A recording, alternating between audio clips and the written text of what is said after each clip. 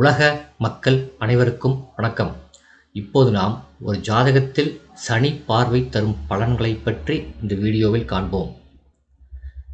சனி தான் அமர்ந்த ஸ்தானத்திலிருந்து 3ஆம் பார்வை, 7ஆம் பார்வை, 10ஆம் பார்வையால் 3ஆம் இடத்தையும் 7ஆம் இடத்தையும் 10ஆம் இடத்தையும் பார்ப்பார். மக்கள் பயப்படுவது போல் சனி பார்க்கும் 3 ஸ்தானங்களையும் கெடுத்துவிட்டால் யாரும் முன்னேற முடியாது. தெய்வத்தின் பார்வை, மத பெரியவர்கள் போன்றோரின் பார்வை ஜாதகருக்கு அருள் கடாட்சத்தை தரும்.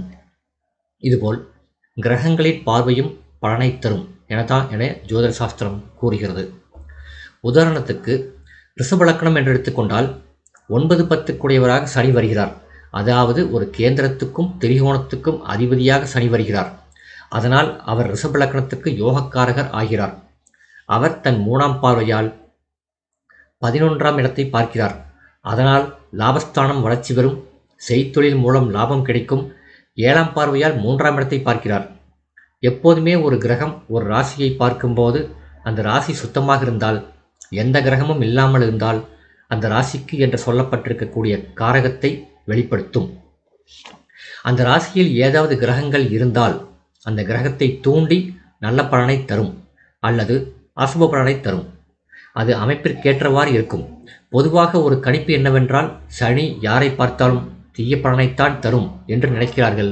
அப்படியல்ல. அதாவது சுப ஆதிபத்தியத்தை பெற்ற கிரகத்தின் பார்வை சுப பலனை தரும்.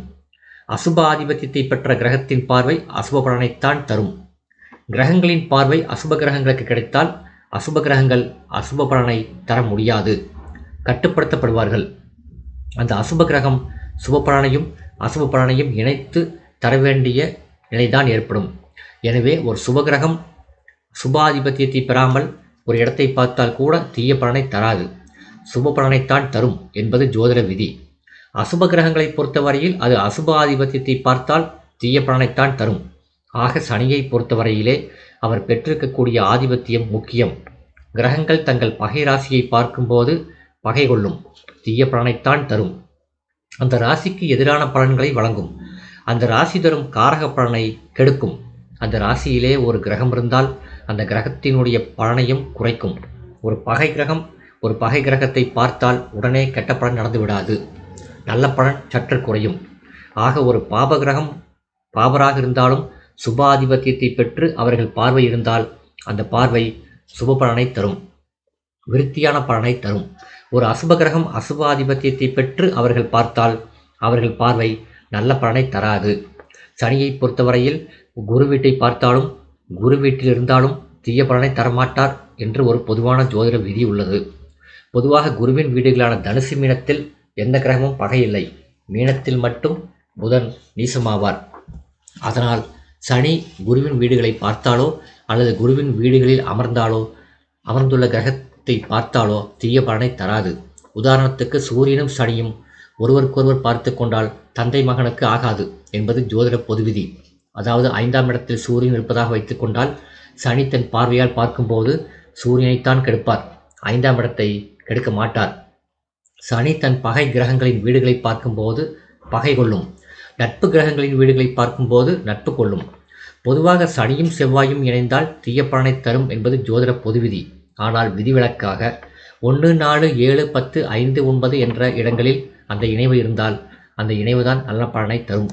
இணைகின்ற கிரகங்கள் ஒருவரையொருவர் பார்த்து கொள்வதில்லை. எனவே பார்க்கக்கூடிய கிரகம் தீய ஆதிபத்தியத்தை பெற்றிருந்தால் தீய பலனைத்தான் தரும். சந்திரனுக்கு 7ஆம் பார்வை மட்டும் உண்டு. பொதுவாக அது கெடுதல் செய்வதில்லை. எனவே சுபகிரகங்கள் அசுப ஆதிபத்தியத்தை பெற்றாலும் அவர்களது பார்வை ஓரளவுக்கு நல்ல பலனை தந்தே தீரும். அசுப கிரகங்கள் அசுப ஆதிபத்தியத்தை பார்க்கும் இடங்கள் பகை கிரகங்களின் ராசியாக இருந்தால் கெடுதலான பலனைத்தான் தரும். எனவே சனி பார்த்தாலோ கெடுபலன்தான் தரும் என்று முடிவெடுக்கக்கூடாது. சனி ஜாதகத்தில் பெறும் நிலையை பொறுத்து, அவர் பெறும் ஆதிபத்தியங்களை பொறுத்து அவர் பார்க்கக்கூடிய ராசி பகை ராசியா, நட்பு ராசியா, சமராசியா என்பதையெல்லாம் அனுசரித்து அவரின் பார்வைக்கு பலன் சொல்வதே முறையாகும். இந்த வீடியோ உங்களுக்கு பிடிச்சிருந்தா லைக் பண்ணுங்கள், ஷேர் பண்ணுங்கள், சப்ஸ்கிரைப் பண்ணுங்கள். நன்றி.